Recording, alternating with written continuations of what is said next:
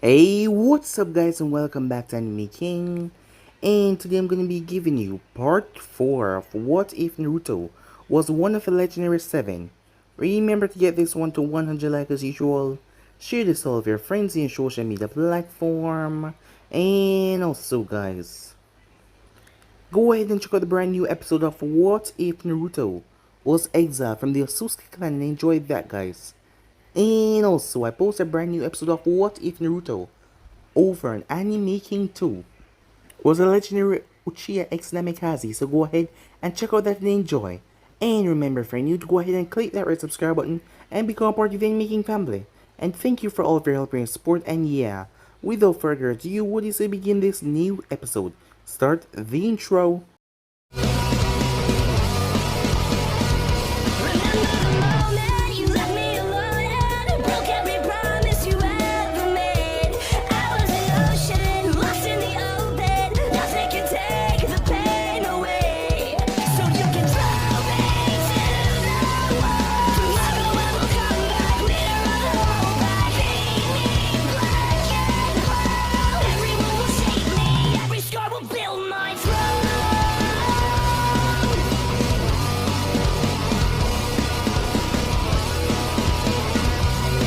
So, the last time we left off, Naruto was surrounded. Yes, he was surrounded by hundreds of stone envoys, as they were surrounding me as well. As Naruto simply gripped his blade and told him to come, a massacre happened because he slaughtered ninjas after ninjas. They start to move back because their elite Kinkaku force was coming. Meanwhile, Tobarama was brought out of captivity by A to transport him somewhere else as the man was stunned and he felt the dark, wicked chakra. As Tobarama used that momentum to break the seal, as he used the chakra to strike A right into his chest while the man was off guard, cracking something as the man was sent into unconsciousness. As Tobarama used the momentum to go towards where Naruto was, where he felt that chakra, Tobarama knew that he couldn't escape here if things were gonna set this when they were gonna go after him. But when he saw Naruto, he remembered. We then dive into a flashback as Toshirama was injured badly. As a foresight came to save him, it was then that Mito explained that the Uzukage had created a force of elite soldiers, young ones growing up in the Uza army, and they were the ones that protected Hoshirama so that he could escape. As Tobarama and the others teleported there, when they arrived they saw Nibe. The two-tailed cat, it was dead. It was not subdued or captured, it was actually dead. As they saw the boy there, the boy seemed to be broken. As Hoshirama and others came over, the boy was angry at Hoshirama. After all, he was the reason why this was going on. He had gave Kumo tail beasts and they believed just because they had the power now they could take over everything. As the rest of them came over as they started to help the boy, they told him to be the person to carry on the dreams of his fallen, but the boy seemed to have given up hope until they spoke to him. As a spark, a determination look came in his eye as he decided to follow through. Yes, it was him as Tobarama looked towards Naruto. As Naruto was surprised to see the man here. As the King Hu Force came in, Naruto had to flash away to go and help me. As the battle was chaotic, as Naruto took on the Kinko forces, he was ruthless. They started to step back in panic as Mei was confused when she tapped into 3 tails of her power. They laughed at her, but yet when they saw Naruto they were shaken in fear as Naruto cut and sliced them down. He then turned his gaze towards the civilians that were cowering when he was done, as he looked murderous like he was gonna kill them all. Tobarama had to come in and stop him. The civilians would be captured but not mercilessly brutalized. As Naruto calmed himself, as Tobarama looked towards the blade that Naruto had, that blade was sapping a Naruto life force to bring out the most dark and wicked part of him. Meanwhile, someone was watching him. One of those persons was Zetsu, but the other person was hidden. As Zetsu said that he tampered with the blade just a bit, but the rest of that was all Naruto. As the person simply laughed, a Sharingan watching Naruto. Later on, as Naruto watched all that he did, he had wiped out half of the population here, civilians, kids, that didn't do anything. His rage had gotten best of him as Ino came over to him as she talked to him. She told him her real name, as Ino was just a code name. Naruto was shocked as her real name was same like his mother, as he told her his real name, the birth name that he was given, and it was Minato. As Naruto was at A-list and took up, once he lost everything that day. As she told him that it was a good name, she wanted the both of them to trust each other even more, and she will stand by his side no matter what. He made his way back towards where Mei was as he released Cecile. She was surprised as the others looked at her with disdain, but he told her that he would want her at his side to help him in this upcoming endeavor. Tobarama wondered if he was losing it. He heard voices of his elder brother. Tobarama had a suspicion that that boy there was his son, as Tobarama knew the name of Naruto's mother. And if Naruto's real name was what do you think it was? It was definitely certain. The name that him and that woman that he cares so much for had talked about to name their child. It must be him, as Tobarama couldn't believe it. This boy was his actual son. They were going to keep him and bring him towards Mizu. This could create a good relationship between them and Konoha, as Tobarama asked how they were going to leave. He was once again confirmed that this was his son when Naruto released a tight-foot wave. It was at least 30 feet tall in the air, as everyone got on it, as Naruto had the same capability in water release just like him. So yeah guys, that's basically as we left off. You guys can check it out for yourself and enjoy. So yeah, what do you say begin this new episode? Shall we? Said Naruto. Show off, said Tobarama, as he looked towards the monstrous wave. As Naruto placed his hand on his shoulder, Tobarama was used to space-time manipulation. So when he felt himself being violently pulled, the next thing he knew he was on top of the wave, as he stabilized Chakra on his feet to make sure that he balanced completely, as he saw the monstrous wave. This had to be pushing Naruto to his limits, to be able to control something like this with so many people on it. But as he looked towards him, he was calm. Was that teleportation jutsu? Asked Tobarama.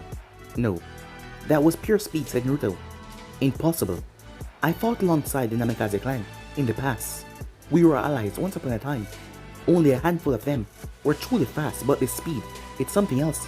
There's something unnatural about your powers, Tobarama said, as Naruto gave the man a sudden glare.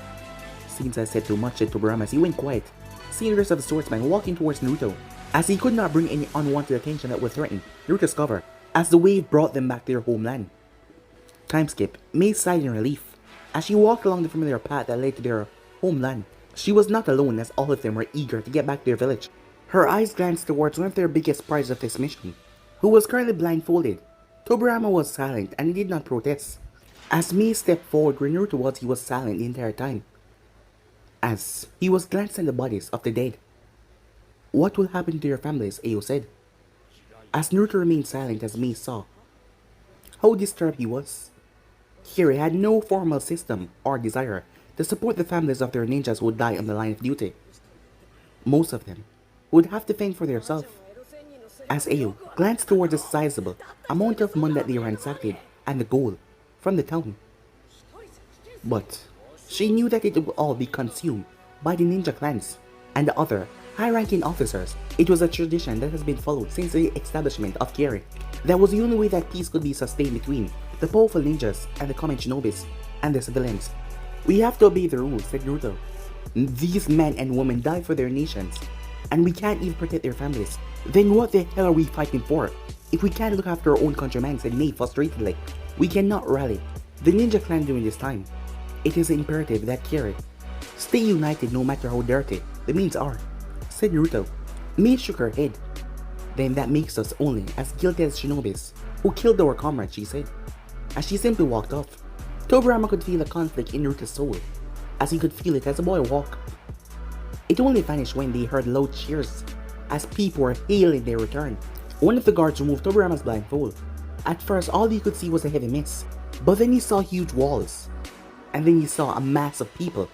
It seems word of their victory had reached before them, as everyone was gathered to welcome their return, as Tobarama could feel the Kage level chakra amongst the crowd. As Naruto came to a stop, and so did everyone else, as he raised his hand, as the 501st separated, as the medical ninjas walked forward with their dead. Everyone, pay your true respect for the heroes of this victory, said Naruto. All of the 501st gave a respectful bow to their dead. The cheering villagers stopped, as they hastily followed the same action when the dead and the wounded were brought inside the village. Naruto allowed them to rush towards their loved ones. A bittersweet smile was on his face as he saw, as they were greeted by their mothers, fathers, siblings, loved ones, friends. He remained behind until all of them reached the gates, as he then walked towards the village. But he stopped when everyone looked at him with smiles on their faces, as the second Mizukage stepped forward, as Naruto knelt. Mission accomplished, Mizukage-sama. Forgive me for not being able to bring everyone back alive, said Naruto. You did not leave anyone behind, and it is clear that you're not just a fine officer, but a leader who cares for his men. I entrust you with the 501st and their future, General, said Genjutsu, as he helped Naruto back to his feet. Tobarama was surprised. He was not the only one at Naruto getting the rank of a general. For the Mizukage to give him such a grand promotion in front of everyone was a feat and a testament in his abilities. Perhaps he's grooming the boy as one to succeed in the future. Seemed like you have a fine eye, Mizukage. The Mizukage then turned and glanced toward Tobarama. Judging from the man's not surprised look, it seems like he was already brief about it. Many other Kiri shinobis are looking at him in shock. A major victory, said Genjutsu with a smirk, as he imagined the things that he could get with Tobarama as a hostage. As Naruto saw many of the ninja clan heads glancing at the sizable bounty and slaves with greed in their eyes, as Naruto's eyes turned towards a small group of villagers who were crying, as their loved ones were amongst the dead. No one paid attention to them. It was like they didn't even exist at all. It seems you do have some talent after all, Naruto-san. The village thanked you for your service. The Kaguya head leader said. It was Mainjutsu and the other swordsmen and Ayo who briefed the others about the details. That Naruto rage made them run away. Naruto, I have never pushed you to explain your powers, but what we're hearing right now, said Genjutsu. All of their eyes turned towards Naruto as he sighed. My full name is Naruto Namikaze, he said. I'm the last survivor of Namikaze clan. Tobarama didn't believe that Naruto would release that so easily, as he could still feel that the boy was repressing something. Perhaps this was a part of the Uzukage strategy, to embed his spy deeper in Kiri's society. As Tobarama saw all of the clan heads already planned away to use this for their clan benefit, that made Naruto a more important part of Kiri politics. He was the last surviving member of Namikaze clan. So this was your plan, place Nest skilled shinobi amongst Kiri, to have him rise to the ranks and become one of the 7. To have him become a hero and then reveal his connection to the ninja clan. The citizens adore him as their hero, and perhaps now the ninja clan might appreciate him as well because he's the last member of a ninja clan. A crafty strategy. I wonder how many years of teaching and hard work was it to get to this point. The Uzumaki clan is truly dangerous in the way they use their shinobi, but I feel there's something more deeper here. Namikaze, several people said. Why did you keep it a secret? The leader of Hagoromo clan said. My clan was killed by a hidden village, just like this one. Those of us that survived the onslaught dispersed across the world. My parents did not live long after we arrived in this nation, and I distrusted anyone with this information. But I guess it cannot be helped now. Are you gonna execute me for the secret, Mizukage-sama? As the Mizukage simply smirked. On the contrary, I want to verify this truth, so you will undergo some tests. If found to be true, I will appoint you as head of your clan and make you a member of the council. Maybe in time you shall be known as Naruto Namikaze of Kiri.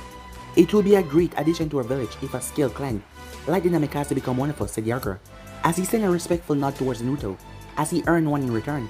Perhaps you should think about republic in your clan. Kiri has many fine women, the leader of Terumi clan said, earning a snarl from his daughter when you look at her. As Ino arrived by Naruto's side. I already have a wife, said Naruto, as Genjutsu laughed at their remark. So did many of the others. It was then that Naruto saw a few shinobis moving forward to seize the boat that they collect from Osaka. As he looked towards the grieving families, we're no better than the culprit. If we leave our shinobis, their families to suffer after they die for us. The words of Mei ran through his mind, as Naruto vanished in a flash and appeared between the bounties and the ninjas. This wealth belonged to the people, family that died out there. I will not allow the memory of my man to be disrespected, he said. Ino grimaced as she saw the angry looks towards Naruto from the ninja members, as Mei was shocked as she looked towards Naruto, as he gave her a nod. I will take full responsibility of the man that died by my side for Kiri. I will devote most of his wealth for the entire village, but I request that you leave some of them for those who sacrificed everything for us. If you are against this, then come and face me, said Naruto, as Ino and Mei joined Naruto, followed by Mainjutsu and the remaining swordsmen. As the remaining 501st came, all ready to fight. As Genjutsu felt it, the majority of the villagers agreeing with Naruto as his own son. The ninja clans did not like it, but conflict was avoided when the Terumi clan head and Yagura joined Naruto's side. The Kaguya and the Hagoromo clan was against this, but they were isolated as everyone joined Naruto. So they ordered their people to stand down, as the Mizukage agreed to Naruto's side, as they erupted in cheers, as Naruto was picked up, as people started to celebrate him. As the Mizukage went over, Lord Kage, it brings me great pleasure to invite you to Kiri. I didn't have much of a choice, Lord Mizukage, said Tobarama, as they watched as Naruto was pulled into the festivities. You have a fine shinobi, Lord Mizukage, said Tobarama. Perhaps he will shelter this village into new prosperity. Maybe even succeed me someday, said Genjutsu. Tobarama didn't know why, but those words made him feel truly sad. Time skip. Tobarama was a guest of honor as he waited beside most of Kiri's military force in the graveyard. The time had come for them to cremate the markers of those that died in the line of duty. The atmosphere was somber as the Mizukage stand beside the grieving families. It intrigued him to see that Kiri followed the custom of burning their dead. They did not bury them, only Uzo followed the same custom. The entire 501st had been somber when they saw their leader though.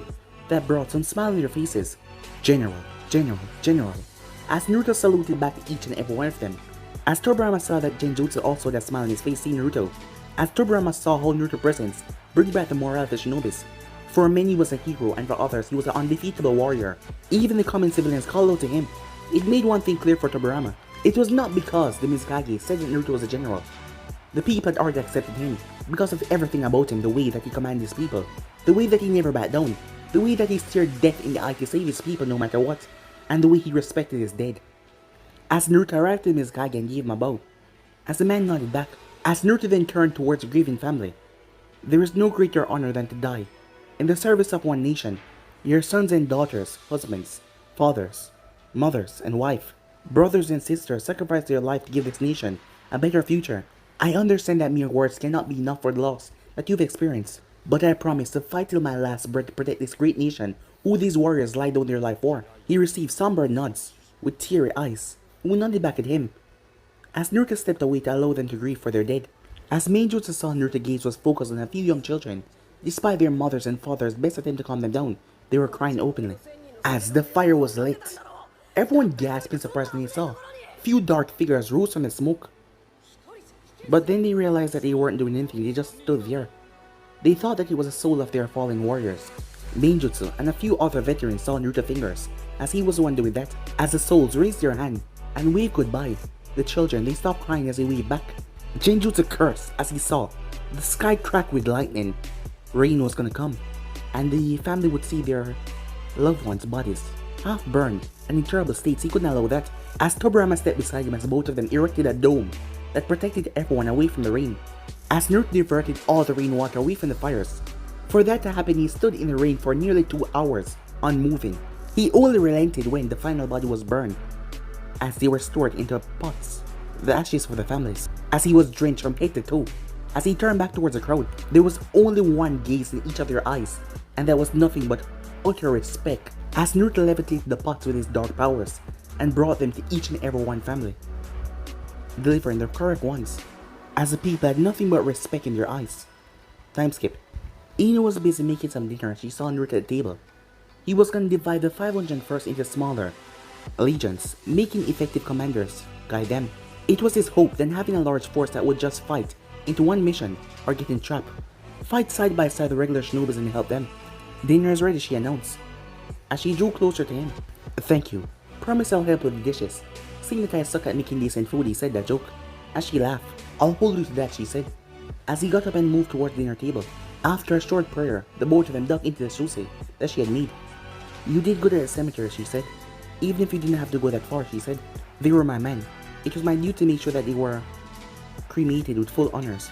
Naruto, you do remember which nation that we truly serve, she said. He looked at her without blinking for a few seconds. You don't understand, he said. As he looked back up, he saw was patience in her eyes. Hear what he had to say. I cannot change the way I was brought up. I grew up in a military family. Strength and honor. That is what my dad used to tell us, said Naruto, with a faint smile on his face. You loved him, said Ino. Respected him and what he stood up for. He was the one that fought against his village to give my mother shelter in Uzo, marrying her, despite her already having a son that was not his. Then who was your biological father, she asked. Mother never said his name. It doesn't matter now. I grew up watching my adopted father fight for his home. He was my idol, my hero, someone that stood up for his village and his man even if it meant death. I wish I had met him, she said with a smile. Strength and honor, said Naruto, with a smile on his face. Flashback, 20 years ago, a young boy with shiny, blonde hair rushed to the village hospital. Against a sea of red heads, he was a bright, blonde-haired boy. As he received curses from the medical staff as he was rushing really fast, bumping into people here and there. As he then reached a medical ward as he rushed in to reach, to see a man 6 foot tall, looking down at him with a raised eyebrow. He had spiky red hair, as he was dressed in uniform for Jonin. Did you kill anyone? The older man asked. Maybe next time, boy said, as the man chuckled as he picked up the small boy, as he held him in his arm. Mom said you probably wouldn't come. That's silly. How can I leave you alone at such a time? I will always be there for my family, the man said. Promise? Little boy said, as the man ruffled his hair. I promise, Minato. Both father and son reached the door where the nurse was waiting for them. "Sign off here, please, Yaiko-san," the nurse said. Yaiko Uzumaki smiled as he signed off on the paperwork. Anima and his adoptive son entered the room. A beautiful woman with blonde hair and sky blue eyes were on the bed. Minato jumped out of his father's arms and rushed towards his mother in the bed, but he paused before he could jump on the bed. As the woman looked up towards Minato with a bright smile on her face. "Meet your little brother, Minato-kan," said Inu Namikaze with a smile. "Why is he so red? Babies look like that. Even you were when you were born." "But I have blonde hair and he's red," said Minato. "And I have red hair. Is that a problem?" asked Geico. As Geico laughed, seeing the confusion on Minato's face, as he picked him up and placed him beside his brother and his mother. "We shall call him Nagato. You're a big brother now, Minato-kan," said Inu happily. "Do you remember what I told about big brothers?" asked Geico. "Yeah, they protect their little brother," said Minato. "That's my boy," said Geico. "Will you like to hold him? Remember, be very, very gentle." Minato nodded as he slowly took his brother in his arms. "I'll keep you safe, and we'll have a lot of fun together, okay?" Another Jonin walked inside as Geico walked towards the man. As he stepped outside, as Geico argued with the man for a moment before he came back inside, his father had an apologetic look. "I have to go. It's an emergency. A squad of Jonin is missing near the Kumo warrior. Do your duty. I'll look after these two until we return," Inu said with a heavy heart. Minato watched as his father kissed his mother and his infant brother. "Until Ruffling is here," with a smile. "Do you have to go?" said Minato. "Would you fight if someone threatened your brother?" As Minato held his brother more protectively. "Yes," he said. "Then those Chunin out there, they're also my brothers. As your superior officer, it's my duty to keep them safe," said Yaiko. "Yeah, but they're not your family. Why can't you stay?" "Strength and honor, my son. It doesn't matter if we share blood, or we're different families, different color, different belief. Each and every man willing to fight for my nation is my brother. A bond that only exists between shinobis. Someday, you'll understand that." 6 months after that, as Minato, the 5-year-old Minato stood in the hospital room. But this time his mother was not having a child. His father was barely breathing, struggling to breathe. The medics looked towards him as they did their best. His father had directly jumped over an explosive that would take out his entire squad. It saved several lives, but it costed him terribly, as his mother was crying beside him. "Hey, little wolf," his father whispered. As Minato looked towards his father. "I'm here, father," he said. "Promise me, you look after your mother and brother. I know you can do it." "I will," said Minato.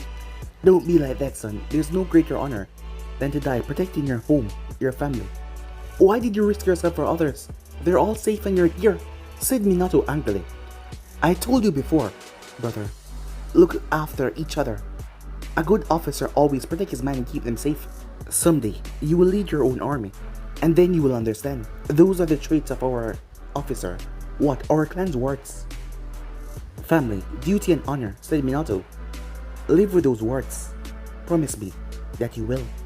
"I will, father," said Minato, as the light faded away from his father's eyes, as he looked towards his wife and gave her a peaceful smile. And that was the last smile that he gave her as he was gone. Time skip, as Naruto was trying not to cry, as he looked over, as all the people, a lot of them are here. Even the Uzukage was here as well. His father did a noble sacrifice to protect his people, and that was all what those monkeys were about. Family, duty, honor, love. Tears fell from Naruto's eyes as he remembered the moment he spent beside his father, and how he would never experience them again. As he watched as the Jonins, his father, friends who knew him very well, giving him nods. His vision then turned red as he heard gasps all around him, but he wasn't focusing on that. He was focused on his father's last words. "Family, duty, honor. I'll live by them and keep my promise no matter what, father," he said.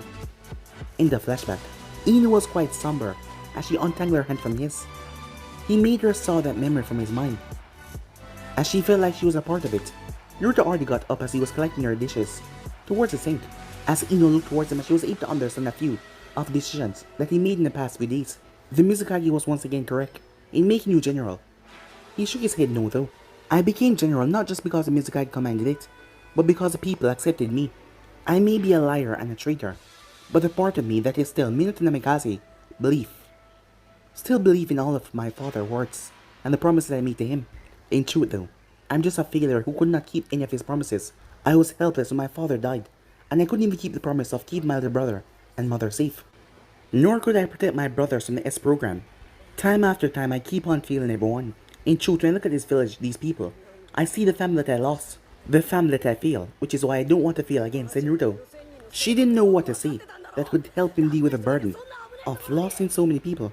Ino could see clearly that the failures of so many people haunted him. The love that he had for his family became his revenge that led him down this path. Yet the real him was still alive and there defining himself through his actions. I still want you to think about my offer. To come to Konoha once his mission is over. You would truly love the village and its people. Maybe even find something that can fill the hole in your heart, she said.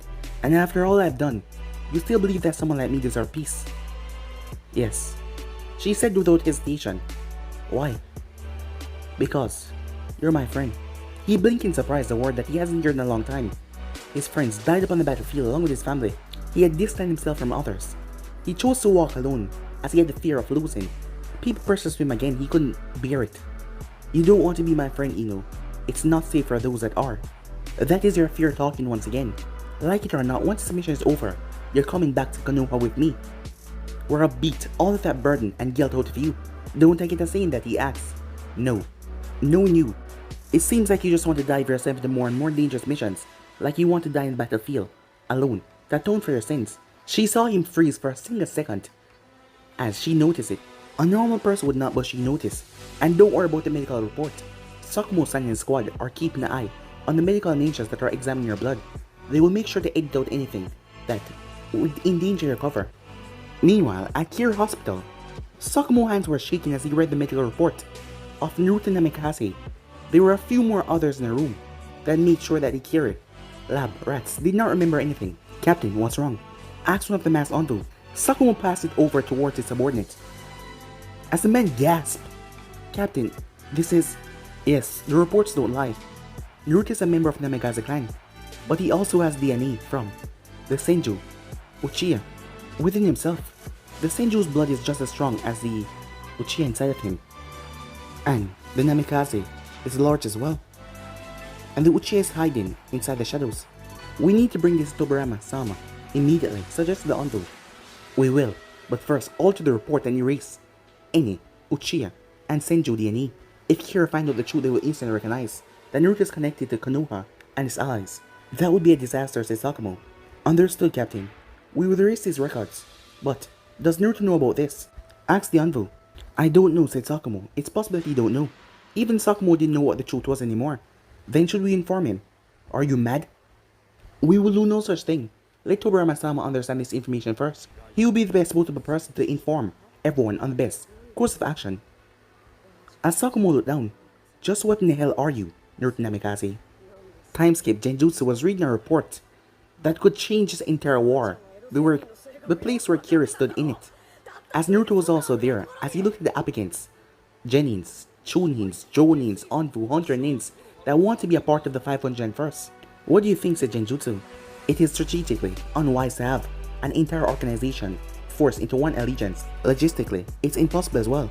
But something has changed in our shinobis. They were recently divided and served under different commands, and they used to detest each other, but now they're all willing to fight under one banner. Still, I would advise to not create too much power like this, said Naruto. Which is why I see merit in your proposal. If I sanction this, then Kiri would be divided into 4 legions. The 501st led by you, the 212th led by Ninjutsu, the 47 legions led by the envoy, the commander, and the 99 legions led by Yagura. Each legion is comprised of merely 5,000 shinobis, except for the 501st who only have you. The other will have at least 2 ninja swordsmen by rank. We have distributed them equally to maintain balance in their ranks. The only exception is the 501st that shall have the 6-tailed Jinjulki, while the commander of 99 Legion Yagura is a 3-tailed Jinjulki.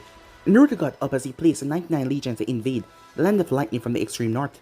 The 112 would invade from the coastal of the east, and the 501st would link up with Konoha and Uzu if an alliance was negotiated, and they would go into the south. The 47th Legion will stay here, just in case anything happened to the others out there. Genjutsu also rated a new set of armor and weapons for each legion. Wouldn't this reduce your own power? I made you general, and you have the skills to lead the man in battle. Why? Said Genjutsu. Root, protect the trees, said Naruto. Genjutsu smiled hearing that. As Naruto placed a scroll in front of his desk, the Mizukage raised his eyebrow and picked it up. An S-rank mission, one which Naruto wanted to do alone. Naruto, you're probably the best officer I've seen in a long while, but you have one major flaw. Lord Second, said Naruto confused. Your past is too much on your presence. You want to rely on your comrades, but then you watch them go up against dangerous odds and they fall. You hold yourself responsible for each of those deaths and the guilt it haunts you every day. Your past missions and even the one in Osaku is a show of that. We're all humans and we all have limits. No matter how strong you are, don't try to shoulder everything, or the pressure will break you. Remember, you're never alone. That was true. As Naruto watched his brother die, his comrades, they believed in him and he watched them all fall. Believe in us. That is what they said from this program, which his brother was a part of as well. As the whole of the enemy, the villagers had detested him for surviving and returning back home alone. Everyone under his command had perished. He remembered the isolation, the persecution, that he wanted to end his life with his blade back then. The Uzukage was the one that stopped him though. Naruto, as Naruto looked up, I'm proving this mission, but the 7 ninja swordsmen will do this order as a group. Understood? Very well, Lord Second, said Naruto. Do you have the exact location of this strike?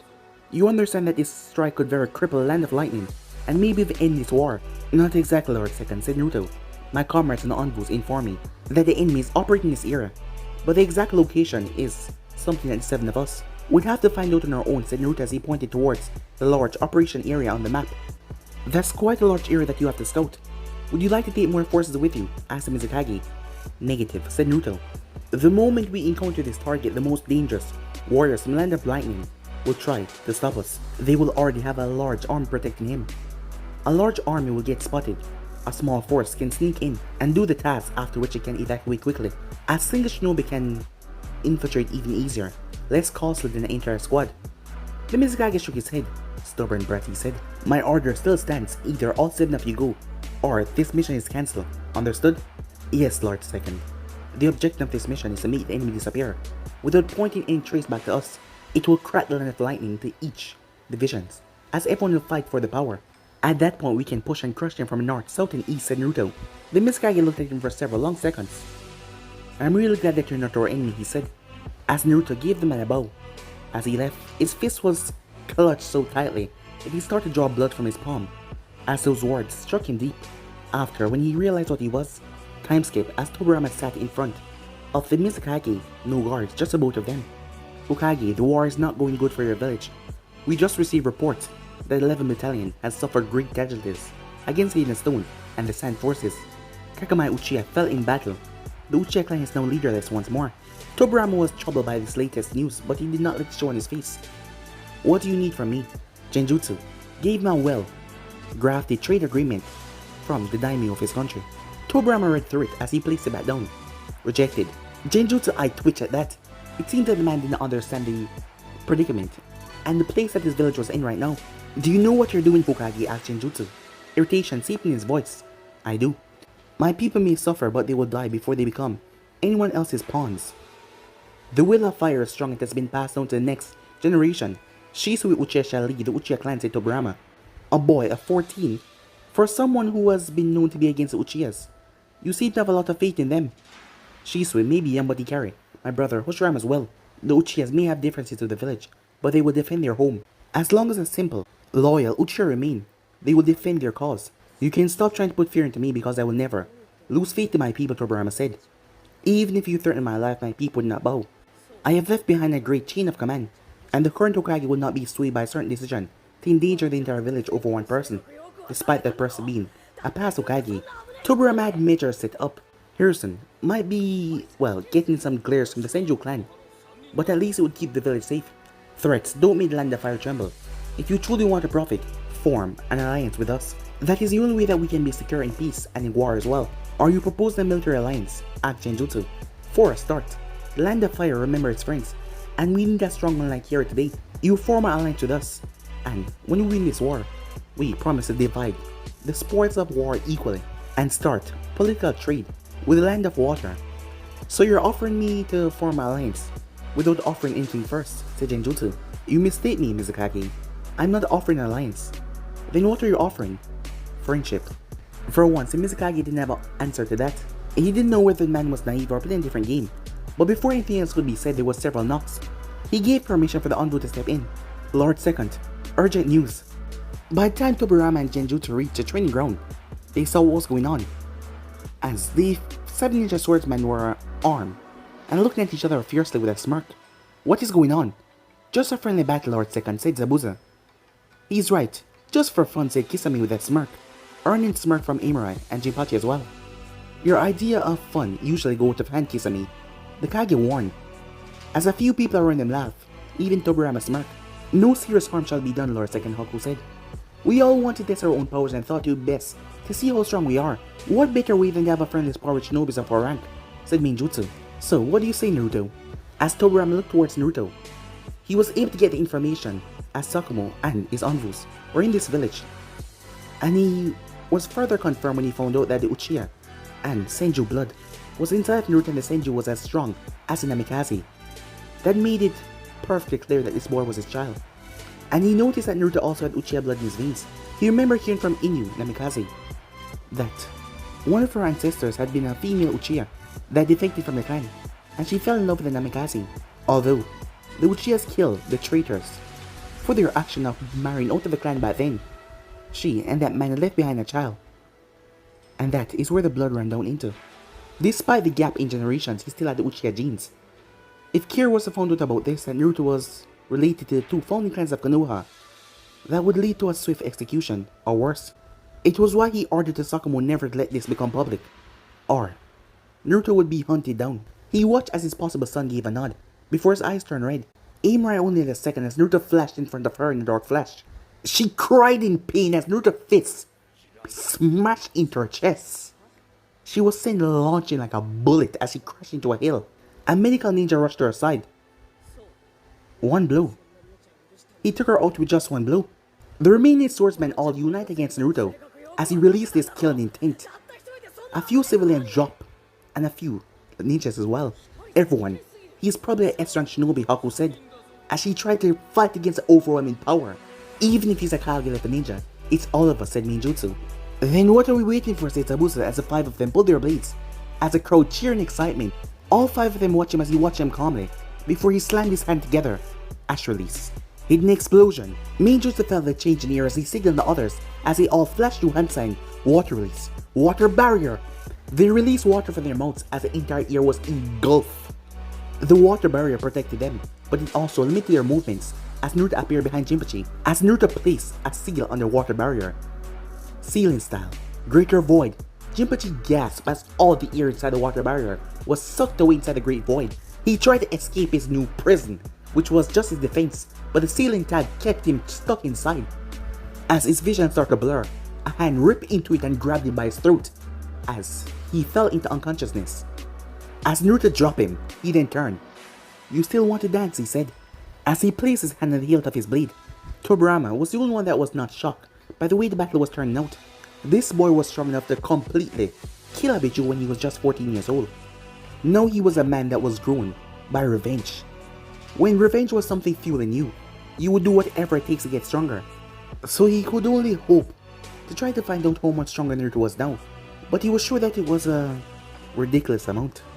Zabuza and Kisame flashed to hand sign, hidden mist jutsu, both of them said, as the place was filled by mist. As Naruto grabbed the Tondo version of his blade and threw it in the eastern direction, Haku tilted her head as it passed her, but then she heard something grab the weapon from behind her. To her shock, it was Naruto. A painful scream made Jutsu dismiss the mess, as he saw his oldest friend was collapsed, a non-lethal wound across her back. He had made sure to not leave permanent damage, but to deliver a swift blow to her head, knocking her out. Kisame, Zabuza. As Naruto mirrored their hand signs, water release, water wall. The monstrous waves clashed against each other. Zabuza and Kisame flashed beside him as Naruto used his Tanto and his blade to block Twin Strike's attack. He looked up to see main jutsu coming down at him. You got him now. But to their surprise, 9 more replicas of Naruto leaped from the water. The clones crashed into each member, 3 on 1. Zabuza was able to detach his, as well as Kisame, but the real Naruto was gone. Main jutsu knew that something was wrong, as he released his blade as he clashed it against Naruto's. Zabuza and Kisame quickly jumped beside Main jutsu, forcing Naruto back. Genjutsu saw those cold red eyes focused on them keenly. You still want to dance, said Naruto. But none of them backed down, as they felt the discharge in the air. Fire and wind, this is bad, Tobarama thought as he looked towards another Kage, who seemed worried as well. They both rushed in, but it was too late. Ash release, particle, annihilation. Kiri was enveloped in a bright light that rendered most people unable to see a single thing. But if you could see, you would see that an explosion went off in the sky that was identical to a Biju bomb. It consumed the air and set it on fire. Tobarama realized the explosion did not stop, it was growing larger and larger. Naruto had set the entire atmosphere on fire. Thankfully, Naruto released the attack high in the sky, away from the people. But you could still feel the intense heat all the way down here as Naruto released his hand. As he looked towards the opponents that were now pale. Do you still want to dance? He asked. Minju's hand was shaking as he tried to keep the grip on his blade. His comrades were not doing much better after seeing what just happened. He was toying with us this entire time. That could have killed us all at any moment, thought Minjutsu. For the first time, Minjutsu felt completely outclassed. Not even Zabuza or Kisame, who loved to fight at the will to protest, as they lowered their blades. As Naruto saw the remaining crew had been restored from the medical group, and they too also saw a glimpse of his frightening power, as he placed his sword back on his back and his eyes returned back normal. The next day, Tobarama was not surprised when Naruto showed up at his door, fully armed at midnight. Previously, the job was assigned by a couple envoys, but the Mizukage seemed to have purpose for them.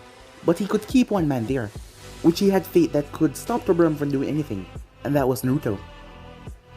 As negotiations were still going on, as the boatman stood in front of the lake. You have become a very powerful ninja, said Tobarama. But Naruto said nothing as he looked at the lake. If the reports were true and this boy was indeed his son, Tobarama felt like a failure. He was no stranger to war and misery. He was born in a clan war era, and he lost friends, family, loved ones. And it was miserable being alone, but he was never actually truly alone. But when you felt despair knowing that you lost someone, but someone else was always there to help you up, that was a good feeling. But Naruto, after losing his brother, his mother and his stepfather, he had no one. When Hoshirama died, he had his nieces, nephews, and Mito supporting him, and the entire Senju clan. This boy lost everyone at a young age. Revenge kept him going for the past 10 years, but that wasn't enough to fill every single deep hole in his heart. And his actions. A part of his heart wanted him to bond with people, to have friends, comrades, but at the same time he was a spy. It was why that he tried his best yesterday to make people fear his power. He was trying to push them away. He probably didn't have anyone left in Ozu that cared for him, or that would welcome his return. Maybe they had forgotten they existed. But on the other hand, someday Kiri would know about his truth. At that point, he'd belong nowhere as Ozu would wash their hands off him, and so would Konoha.